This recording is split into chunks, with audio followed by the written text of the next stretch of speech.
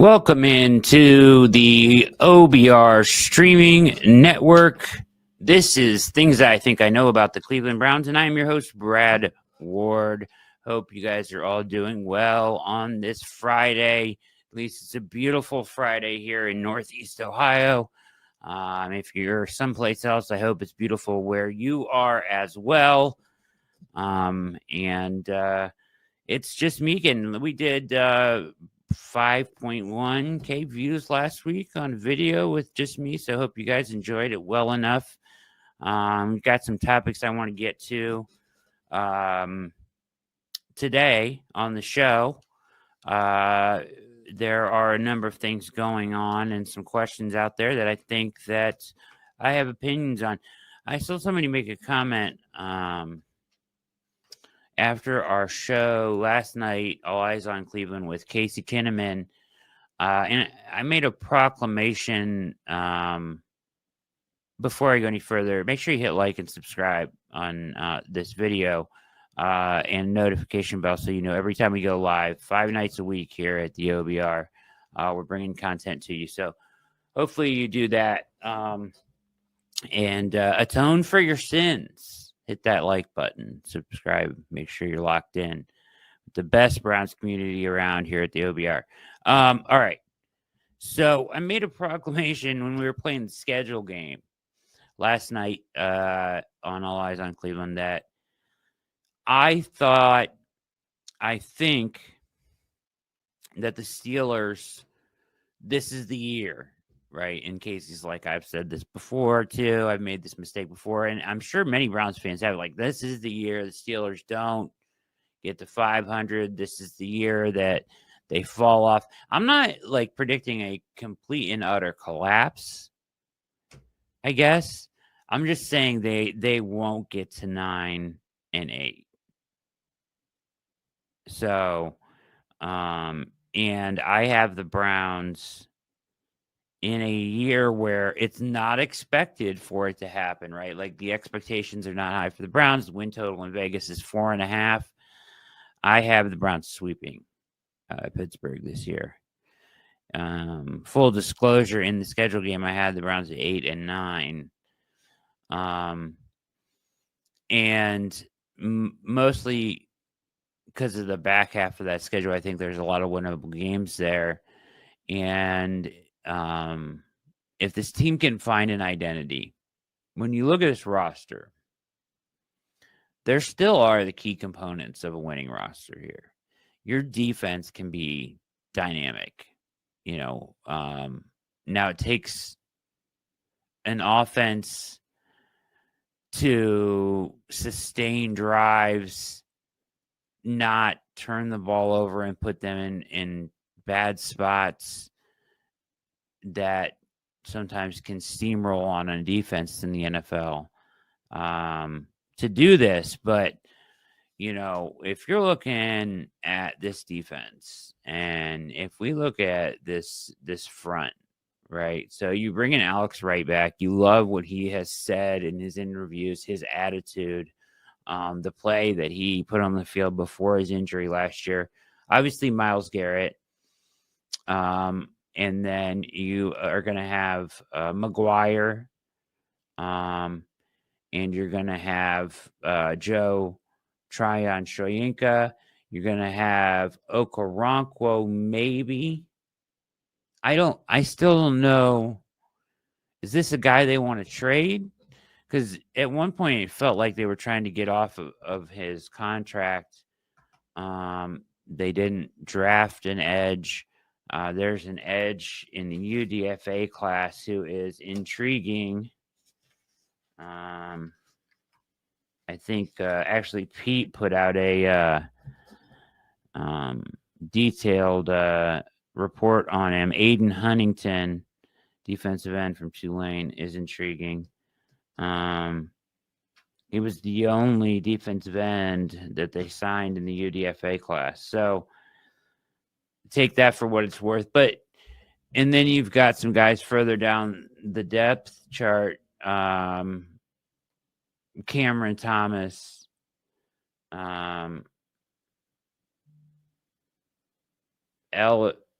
Ellerson Smith and Julian Okwara. But your main four is Tryon Shoyinka, McGuire, Garrett, and Wright. I got to think Ogbo is still a part of this now at this point. I mean, at this point, unless they think they can find another edge. If you keep Okoronkwo around for another year, I would think they would have made this move around the draft, because I think like you would have needed to supplement that move with a draft pick, especially in this draft that had a ton of edge guys. I think your front defensively looks good. You look strong. I like what Joe Tryon brings. We'll see I think he's a good fit in the wide nine, but we'll see how that looks. But you know what Ogbo is? He hasn't been incredible here, but he hasn't been terrible either. And I mean, the contract you signed him to was somewhat favorable, because he was felt to be like ascending player for the Browns. He hasn't ascended like we hoped, but he certainly makes plays, and I would like to have him back if you're not supplementing him with a younger player. So for me, that's your group, right? On the interior, I love it, right? Mason Graham, Malik Collins, Mike Hall, Shelby Harris, Juwan Briggs, Sam Kamara even, and you have Ralph Hawley in there right now. But like with Mike Hall, Mason Graham, you got two young studs on the interior. Like Mike Hall flashed last year in a major way. So keep him healthy, keep him out of trouble, and pair him with Mason Graham, and you've got something cooking up the middle for a long time. Malik Collins fits better than what Tomlinson did as far as penetration, getting up the field. Pressure rate is higher. Shelby Harris is a staple in this defense at this point, and he'll get his rotational snaps as well. Juwan Briggs came on strong last year as well, a 7th-round pick who came on and made an impact. You got to love what they're working with up there. You look at this linebacking crew, even without JOK, you take Schlesinger and put him in there. You're going to have Hicks at the mic. You have Jerome Baker. You have Devin Bush as long as he stays on the team after his arrest. I can't imagine with his contract that he's going anywhere. I feel good there. In the secondary, you have some questions, right? But you've got Denzel, you're locked down. You've got Greg Newsome, who, as much as I have tried to trade him off, it's hard to find a guy with his inside-outside versatility. And when you have questions about Denzel's concussion history and his injury history, and he's probably going to miss a couple games, it's good to have that versatility. It's also good to have that versatility because my favorite player on the Browns going into 24, still rooting for him to have a bounce-back year, Martin Emerson, is coming off of a subpar year.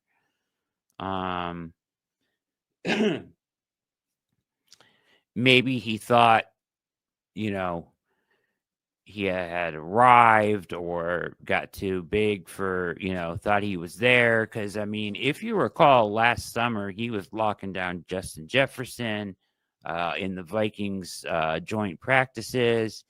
He looked like he was going to be elite. We thought we would be talking extension this offseason. We're not. We're talking bounce back year. I think he bounces back and makes an impact. Your competition at corner is Chigozie Anuzium, Anthony Kendall, Dom Jones, and then Tony Brown. They brought in this Needham kid who can play some nickel, but it's really Cam Mitchell and Miles Harden are really your guys. I will once again proclaim that I don't think they need a specialized How about that?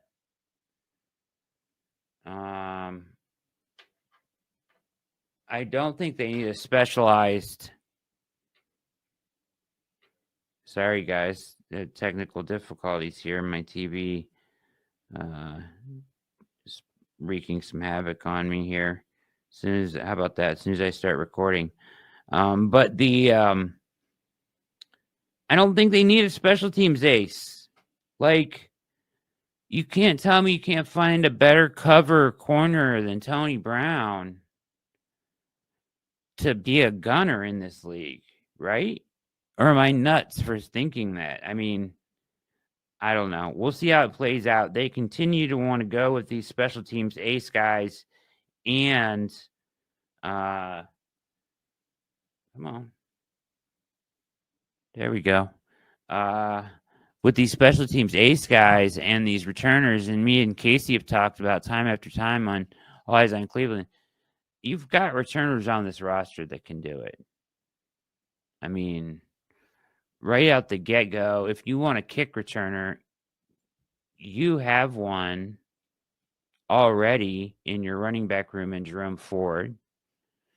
If Jamari Thrash or one of these wide receivers is not, I don't necessarily know what's going to happen with this wide receiver room. And we're going to get into more of that later, but they've got DeAndre Carter here. I don't have him making the team. I see no need to carry your sixth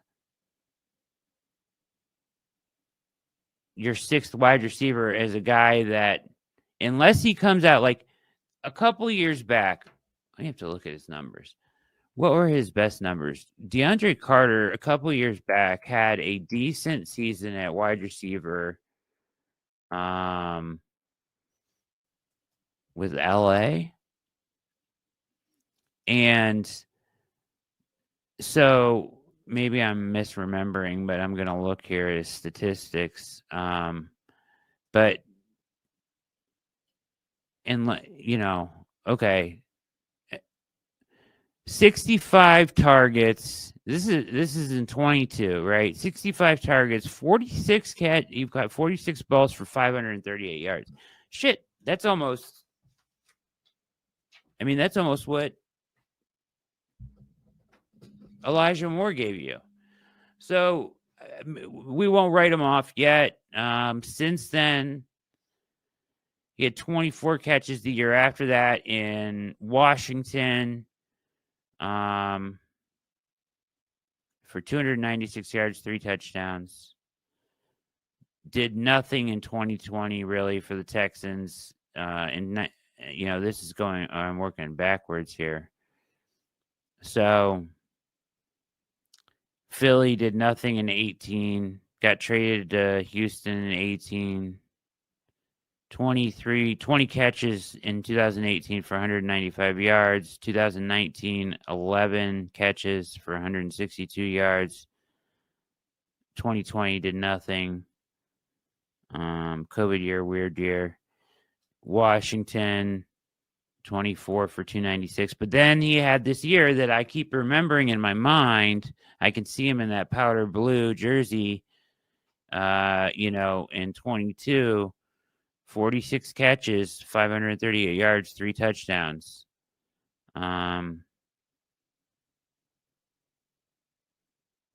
Yeah, so I'm trying to, what is that?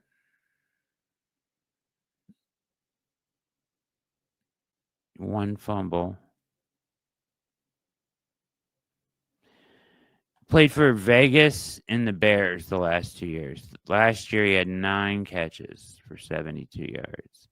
So he had the one good year where he flashed. He played 17 games that year.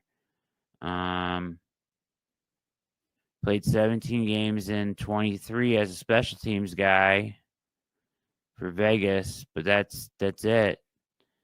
But he had the one good year as a wide receiver. So unless he shows that he's going to be that guy, 2022 version, maybe he will. Then he can make the team at 6 wide receiver if he can contribute like that. But So I guess he has flashed it. We'll give him more of a chance.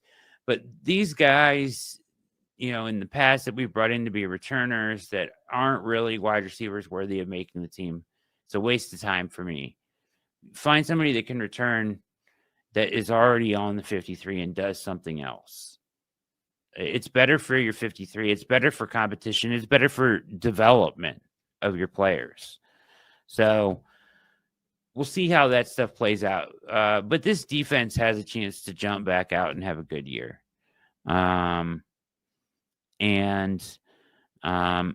If the defense plays really well, you can be in some games.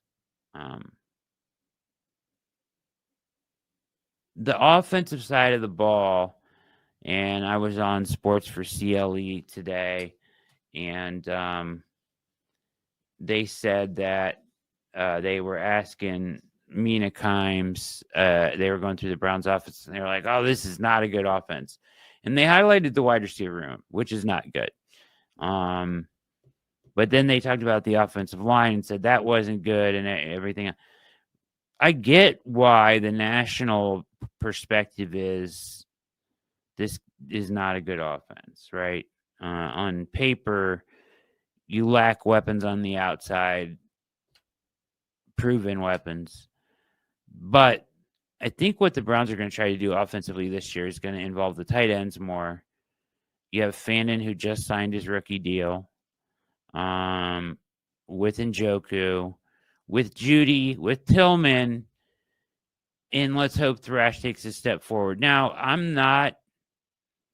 last week I talked about that I was kind of against bringing in a veteran receiver. I want to clarify it. I'm against bringing in a veteran receiver that is older, that is going to block the path to snaps for younger receivers on this team. I am all for bringing in a younger receiver. I look to the Patriots where they are log jammed with wide receivers. Steph Diggs is there now, Mac Hollins, Kyle Williams. They love Demario Douglas. And then you've got Kendrick Bourne, Jalen Polk, and Javon Baker. Two of those guys are second-year wide receivers with some upside. Cut downs, if you can add a guy that's in his second year to this room, great. I'm all for it because he can be a part of your future. And beyond Thrash, Deontay Johnson, maybe he sticks and makes a difference. I hope so. That would elevate this room somewhat. But it wouldn't take much for a guy to make an impact, a young player to come in here that could fit. So they should be looking for these cuts. Where's their surplus? We know there's a surplus in Green Bay, in New England, but they got to be younger receivers, right? I'm not trying to bring in any vets that, eat up a bunch of snaps and aren't going to be here long term. I want somebody that can make an impact, or at least has a chance to make an impact, but let's make sure they're 25, 26 and can be a part of this team in the future. There's I've been asked a lot about this because if you recall, earlier in the offseason, there were some rumblings around Chris Olave out of New Orleans. And would he be traded? And the Browns had kind of kicked the tires on that, made a couple calls on Olave. And at the time, they had basically said they were going to just stand pat with him. Since then, you've had the retirement of Derek Carr, and who knows what's going on with what they want to do. Because now you're hearing the Olave trade rumors to the Steelers, trade rumors to other places around the NFL, right? So I wanted to look at Olave a little bit closer. I mean, he's only 25 years old, right? So when he fits that, I did not realize this, but he missed almost the entire season last year Week 4 hamstring. So he has concussion I don't know what it is with these Ohio State kids and the concussions, but it's like Denzel, man. So let's check this out. The reports are that Olave is doing fine. The star wide receiver told the Times Picayune. Somebody will have to correct that. You're probably laughing at my pronunciation of that, but that's a New Orleans thing there. Bill's 100% now after suffering a season-ending concussion in Week 9, lost to the Carolina Panthers. I'm 100%, man, Olave said. Like I said, I don't really have any symptoms with the concussion. I feel good. I'm making sure I'm building my body stronger, and I'm trying to get right.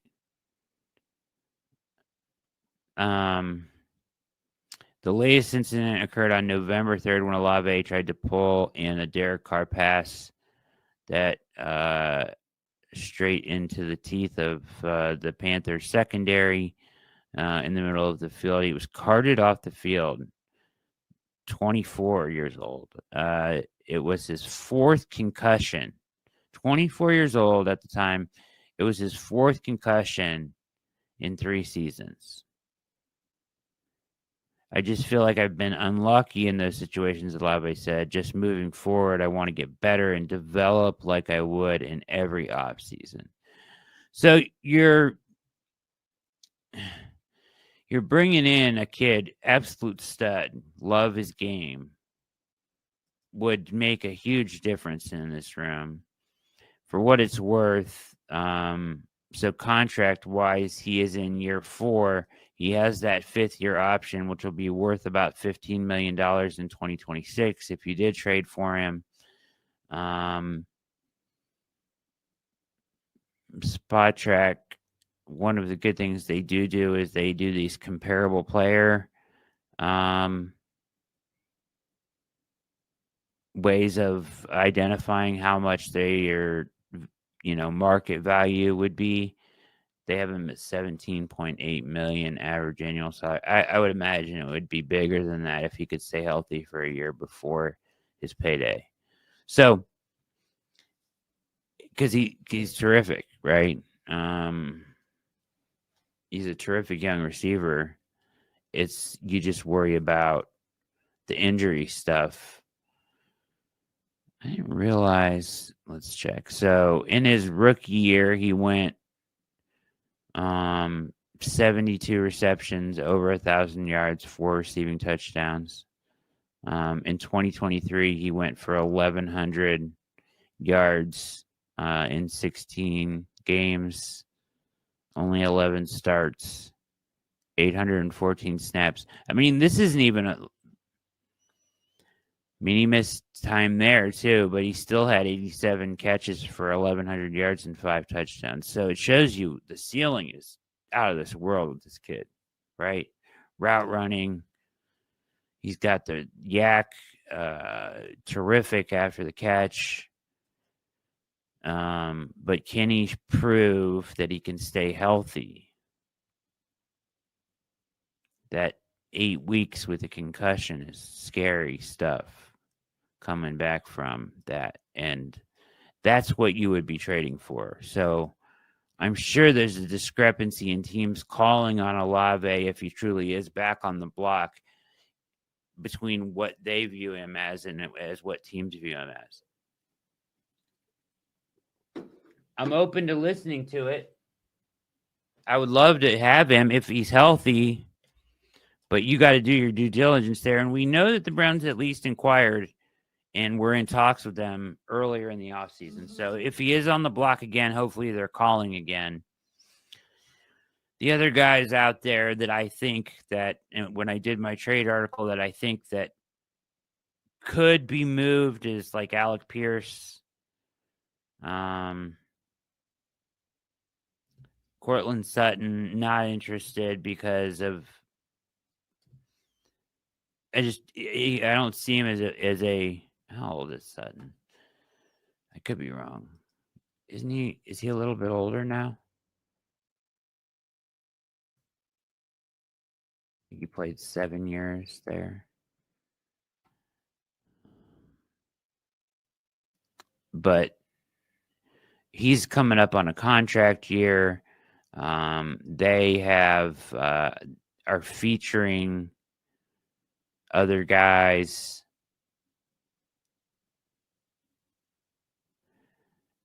Break silence in contract negotiations. He wants to stay there. He's been vocal about that. And he's seeking compensation that would put him in the $20 million range. Is he worth that? For me, it would be about his age. And his, which way is he trending? Why don't they want to? Why are they having a hard time coming to a contract with him? He went over 1,000 yards last year, 8 touchdowns. How old is he? Can I get an age, please? He's 29. 6'4". Browns just don't have anybody like that size-wise. But I don't know. Maybe he ends up re-signing there. He wants to. We know that contract. They drafted Pat Bryant as potential replacement. Almost same exact size, 6'3", 200 pounds. See what happens. Christian Watson, injury-prone. Packers draft Matthew Golden. They have Reed. They have Dubs. They have Wicks. They brought in McCole Hardman. They have a logjam at receiver. I would kick the tires on Watson because for me, the way he stresses defenses vertically, and I know he's been injury prone, but the way he stresses defenses vertically, it's like kind of ideal, I think, for the Browns, and he could play that X for you some. Quentin Johnston, kick the tires on him. Young guy, still on his rookie deal, coming up on the end of it here. Mike Williams, Ladd McConkey are their featured guys there. So he could be probably had. Tyreek Hill wants out. John McQueen contract is almost $30 million. No, thank you. Noah Brown from the Commanders. He's a good number 3. I've always kind of liked Noah Brown. They brought in Debo. The Commanders did. They have Luke McCaffrey. They brought in Michael Gallup as well. And they have some guys already. He's an interesting guy. I mean, I would listen to it. I think he would raise the level of your room somewhat. But the Browns just have so many slot wide receivers, man. It's like they need somebody that can do something different. And then I talked about Bourne, Polk, and Baker.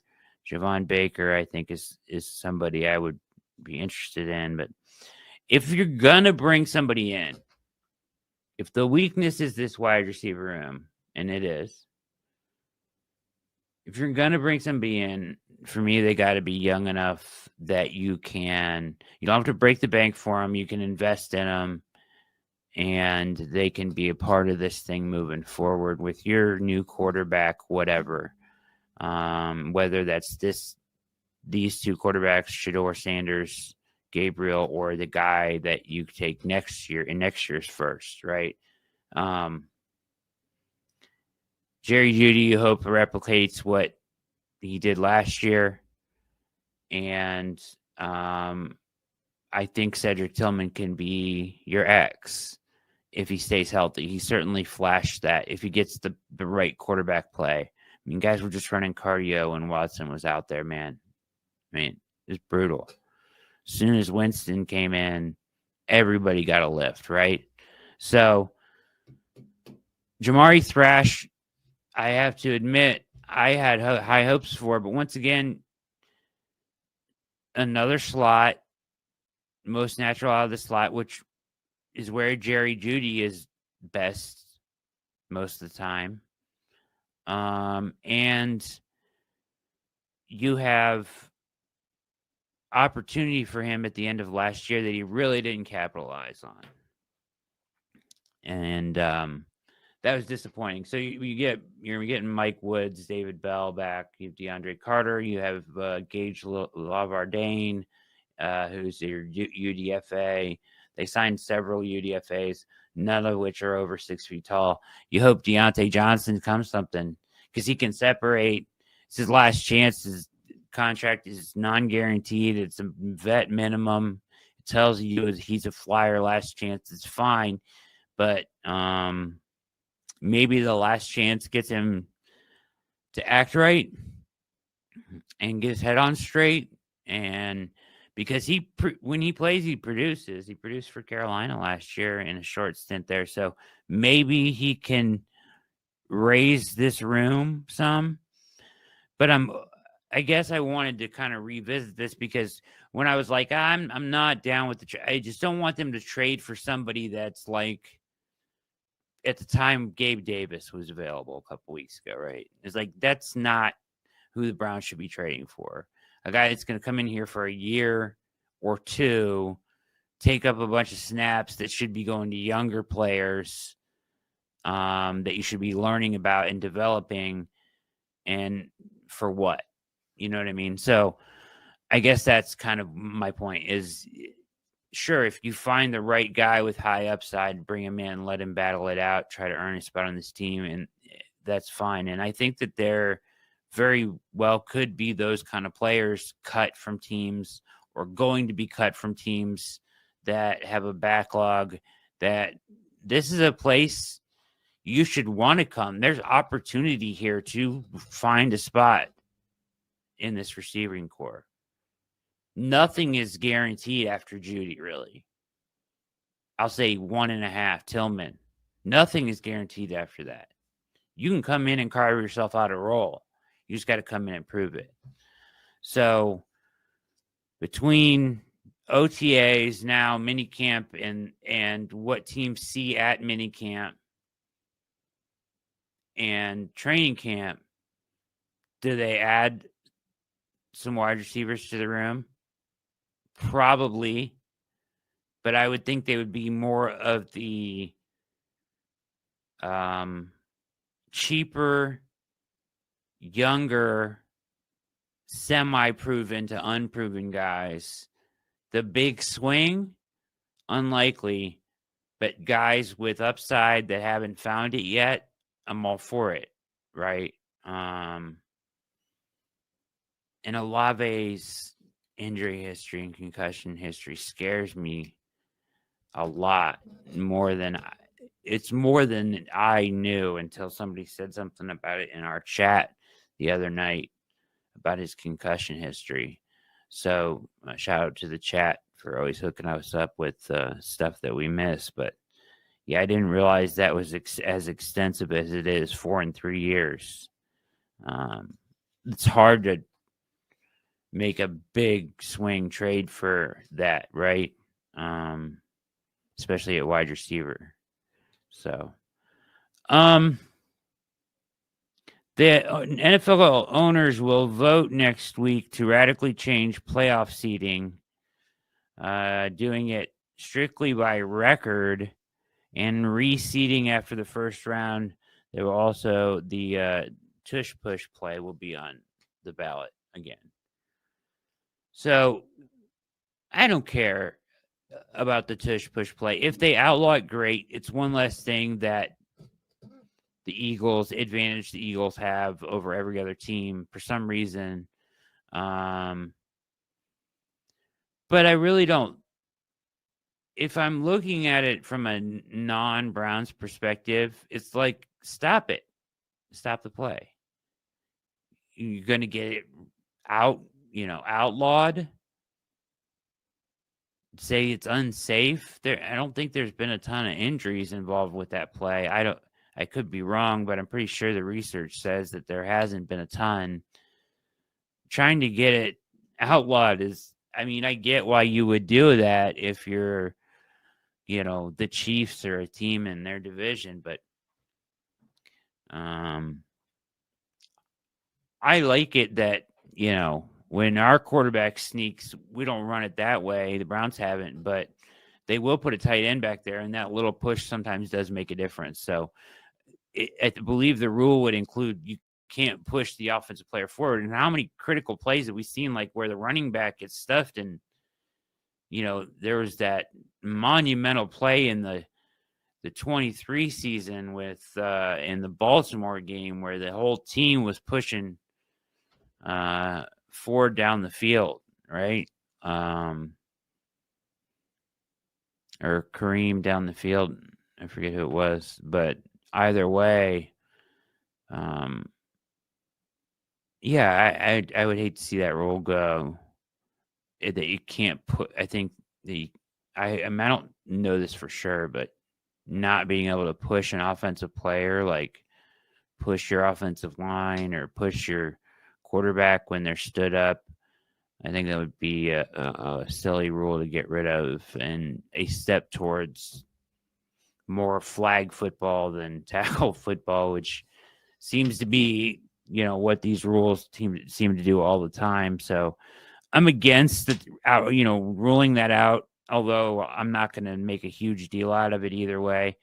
The reseeding and the record thing makes sense because you get teams like the Tampa Bay in the past, or teams out of bad divisions that get in with like a 8-9 record, or when it was 16 games, like an 8-8 record or a 7-9 record, and get a higher seed than a team that finished with like 10 wins, and that's not really right. Not only are they playing in a weaker conference, but then they also are being rewarded for winning that conference. So you win your conference you're in. That should be it, period.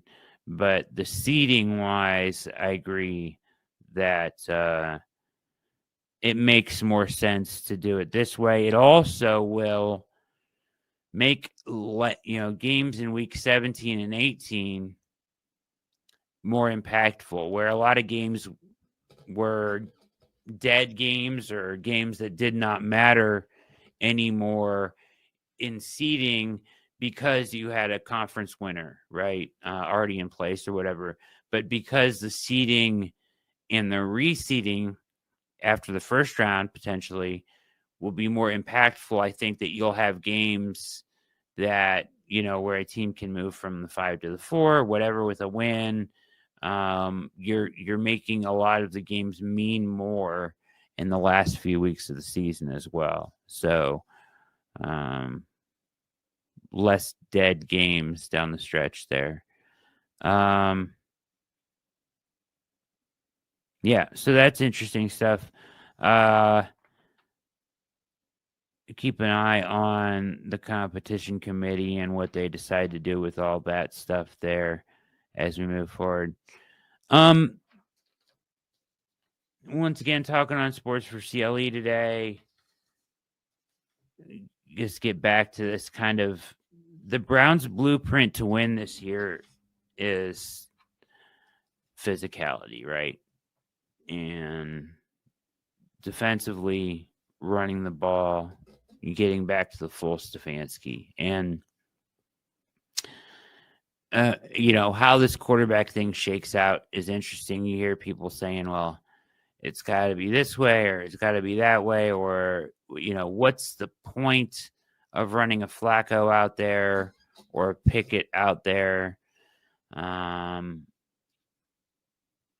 Put a rookie out there. You're beholden to, not beholden, but you owe the veterans on this team credibility. And if Joe Flacco gives you your best chance to win going into week 1, that's who should play. While you must learn what these guys are, the Browns are going to, they have a new practice structure, right? that they went over in rookie minicamp. They're going to practice faster. They added 3 wide receivers, tryout wide receivers, because they plan to do 7-on-7s in what normally is a break period with a whole nother group of guys, so guys can get extra reps at quarterback in, right? Like, they are going to use the speed of practice and structured specialized groups to get additional reps in while other guys are breaking 7-on-7s to get maximized quarterback reps, because they know they have 4 guys out there. We know that Flacco doesn't need a ton of reps to know what this offense is, and obviously he'll do work with Tommy Reese and whatnot, but like, Pickett is going to need to learn it all. But mainly you want your rookies to take meaningful reps every day. And normally guys in the 3rd and 4th slot in a depth chart wouldn't do that. But it feels like the Browns have a plan to operate with speed with the quarterbacks, getting them their reps, and then extra sessions and what is normally a break session with additional wide receivers they've added and stuff, just giving guys the ability to get more reps in. So they have a plan for this. It should make for, just operating at a faster pace should make for a faster, more intense camp, which I think needed to happen anyways with Stefanski, where last year with the quarterback and the injuries, it just felt unproductive and slow at times, right? And so camp this year needs to be completely different. We saw the result last year. There's so much of last year I can't help but bring back to, like, from the start, they were doomed by Deshaun Watson being at quarterback in camp and the way they had to work around that, and then him starting for 9 weeks when he probably should have been pulled like week 4. That is difficult on the veterans of this team. How could it not be? I was that's the most critical I've ever been of Kevin Stefanski for just continuing to run a guy out there that had no chance to win games. Clearly not your best chance to win. And you're running him out there week after week. So not even having that as a part of this and like a fresh start of coming in and back to what the offensive line was personnel-wise was brought in to do, the wide zone. And don't get me wrong, they're best when they're multiple, right, in the run game. They're not, under the best this run game was under Bill Callahan was not strictly wide zone with Chubb. It was different, gap schemes, wide zone, inside zone, pin pull. They were multiple. And, power. And I think that's when they're at their best. But the threat of the wide zone and being really good at that with Chubb was what set up everything else. And then it was Bill Callahan's kind of genius that made everything else work. So you've got a new offensive line coach and you've got a new approach here, but you've got to be good at running the football. You've got 2 really good backs that I think are going to be a great lightning, thunder kind of approach. They complement each other really well. Watching some stuff on Sampson, he's shifty, man. I mean, he gets skinny and gets downfield, and Judkins just looks like a beast. So, my betting money would be on Flacco to start the season. Because it's like people ask, like, what would it take for one of these rookies to be a starter week 1? they would have to go take the job, right? And I think for me, like, that doesn't just mean like with the coaching staff. Like, you can impress the coaching staff all you want, but like, are you by halfway through training camp, part of the way through the preseason, are you commanding the respect of veterans as a rookie? A really difficult thing to do, but something that Flacco is going to do by just walking in the room. So I think that is like, you need to win over the locker room and the coaching staff for me, because this has to be different than last year. This team has to build an identity, and the only way you do that is together. So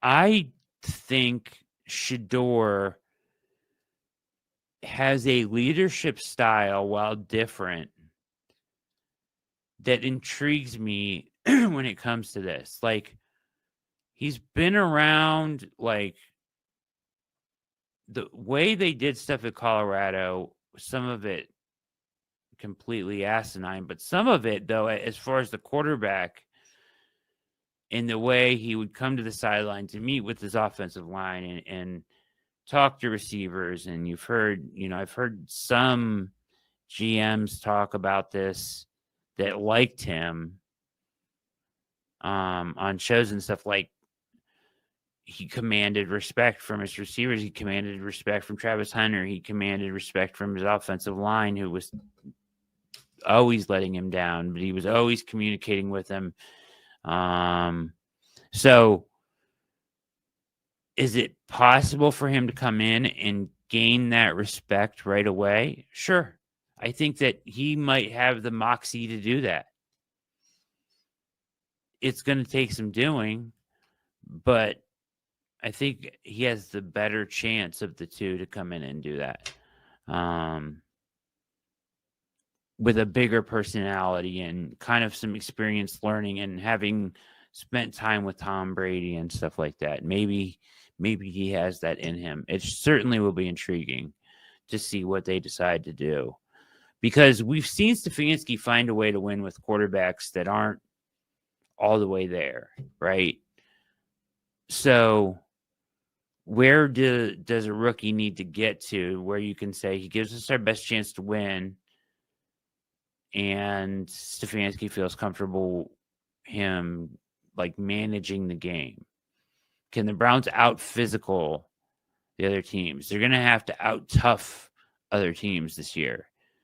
Defensively, they're going to have to beat teams up, right? Offensively, they're going to have to maintain time of possession, run the ball, be effective on third down, not turn it over. So often in the past, and last year at times as well, Browns just beat themselves. Teams would just play them. It felt like they were playing a good team close, and then the Browns would just beat themselves. That can't be who they are anymore. And so, while balancing finding out what you have at quarterback is critical, so is, identity, toughness, physicality, and buy-in from the veterans. Like, to me, that would be what pushes the rookie. What guy are the veterans gravitating towards? Has it become wildly clear in camp who should be QB1? Sometimes that just happens. While that will be difficult with the semi-limited reps, as we talked about, they're going to try to give them more. And to Pete's point the other night, they should get all the time in the preseason games, right? But, like, for me, it's either Flacco for like 4 to 6 games, try to get you out to as good of a start as you can,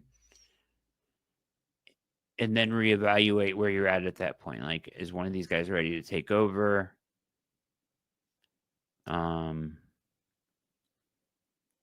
Are you 3-3? Are you 4-2? Are you 1-5? You know what I mean? Like, this tough start, but like to beat those teams on the schedule that you play in the first 5-6 weeks, I think Flacco probably gives you your best chance. And ideally, the season would play out in a manner of like you somehow get off to a decent start against these teams. You pull a couple upsets with Flacco, and then you feel like Shador is ready to take over or Gabriel's ready to take over. I think ideally it would be Shador.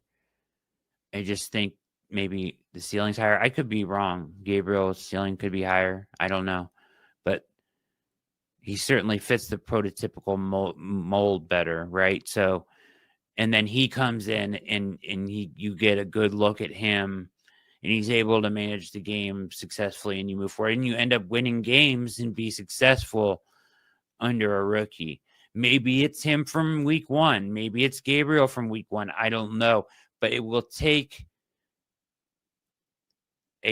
a rallying of veterans, a clear gravity like pull on the veterans that is visible to the coaching staff, leadership wise, from a rookie in camp, and like an evident this is our best guy. It's clear he's QB1 for a rookie to start week one, in my opinion.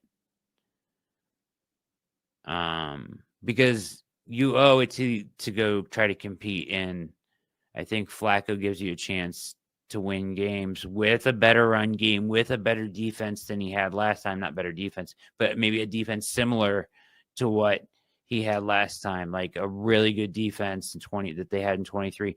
Maybe you get a return to that high level of defense, but a run game to go with him so he's not throwing it 45 times a game. Maybe you get the best version of Flacco for 5 weeks, and that's enough to get you to a 3-2 start, which changes the whole trajectory of your season at that point. That's the reason I lean that way. Now, best case scenario is one of the rookies just goes and takes it, though. I think that would be very difficult. There are a lot of veterans on this team. There are a lot of cornerstone players on this team. So, just to recap, keep an eye on wide receiver. Let's take a shot at some point on some young, high upside players that may be available out there. And see if they can elevate this room. And then we talked about what they need to be identity-wise. They need to be tougher than the other team. This has to be a full identity shift back to what they were in 2023, right? Toughness-wise, physicality-wise. Pete talked about the other night. There were times in 2023 when it was like there was a hangover for teams that played the Browns that year. Like they were beat up. There was a lingering effect from playing them that year. That it will have to be that way this year. Schwartz can provide that. This defense can do that. I know they can. Will they? I don't know, but they can. We've seen it. The personnel is there to do it. On offense, a lot has to come together, but you are better equipped to find something that works here in the run game. 2 tight ends on the field. Stefanski's scheming stuff open, finding a way to make things easier for a young quarterback or Flacco, and you try to win some games that way, because if you could somehow get to like 4-4 at the bye week, I think that's great. I mean, you would be going down the second half of the schedule, which I think lightens up considerably, with probably a rookie at that point playing quarterback. And with everything in front of you. So, you know, can you imagine the craze that would take place if Shedeur Sanders just went off this year and had a really good year, or proved that he was the guy, and you didn't have to use those first round picks? That's the best case scenario. But it will take a lot. It will take a Shedeur mania, Brock Purdy rookie year. Like, he fits perfect. We can win with this guy. Rookie of the year candidate type of performance for me to not swing again next year, depending on where those picks are. And I personally don't think Jacksonville is going to be very good. So I think we played their schedule game. I had them at like 5 wins, which should get you a top 10 pick. I could be dead wrong. Lawrence could catch fire. Travis Hunter could go crazy. But it's a weird situation down there with new coach, they gamble a lot to come up and get Travis Hunter before even spending one day in camp with the coach and the new team. It's a gamble. Anyways, this has been Things I Think I Know with Brad Ward. Hope you appreciated me rambling to you on this Friday afternoon, talking Browns football, talking 2025 expectations, what it would take, what it looks like, maybe. Some things I've been thinking about. It's a tough balancing act. But I think they have a good plan in place. And the energy vampires while he may be around, he's not a part of the equation at this point.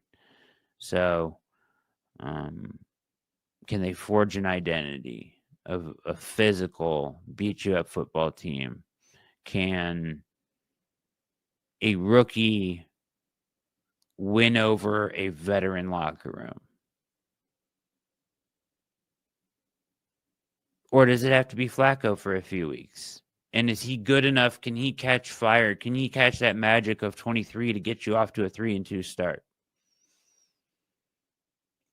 Possibly. Either way, we'll be here to cover it at the OBR. Keep it locked at the Orange and Brown Report. Hope you enjoyed all week long coverage every night. And we'll be back next week to do it again, like we always do about this time. My name is Brad Ward for the OBR.